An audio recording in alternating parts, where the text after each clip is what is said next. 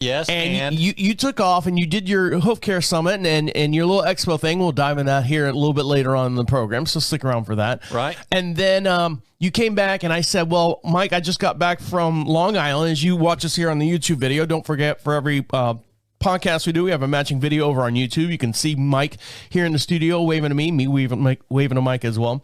And I've got my Long Island shirt on. You do. And I said, well, are you moving up there? No. It's too boring up there. I need more greenery around. Okay.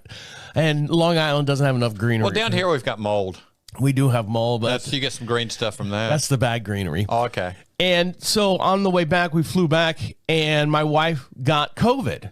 Yes. And so she tested, and she was miserable. So she tested. I tested right after her. I didn't get it. I didn't have it. So I was fine.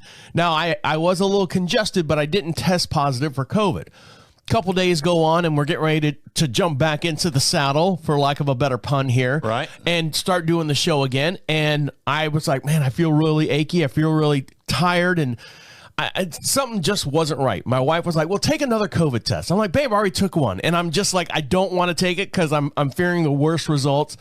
Sure enough, I take it. Bam, I've got it too. Doggone it. And you can probably hear this is remnants of it. This is what, 2.5 weeks ago now. Yeah. And I still got a little congestion and stuff. So I told Mike, I said, Mike, I don't think I'm contagious, because this is like you're contagious, but not because of COVID. Exactly. I don't think I'm contagious because this is technically day 5 since my wife took the test, and I took the test for the first time. I don't think I'm contagious.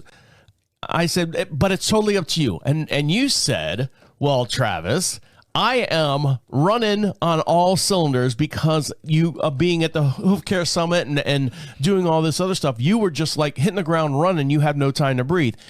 And you said to me, which I completely understand, you said, I don't want to get anything to slow me down because I'm behind on my shoeing and everything. Right. Yeah. As soon as I got out of the airplane, I hit the truck and was out the driveway and gone under horses the day I landed.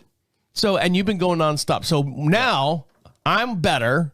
So it's debatable. It's still debatable. Yeah, but not because of the COVID. Right. And now Mike has, he's caught up on all his horseshoeing and everything. No. And you're not caught up?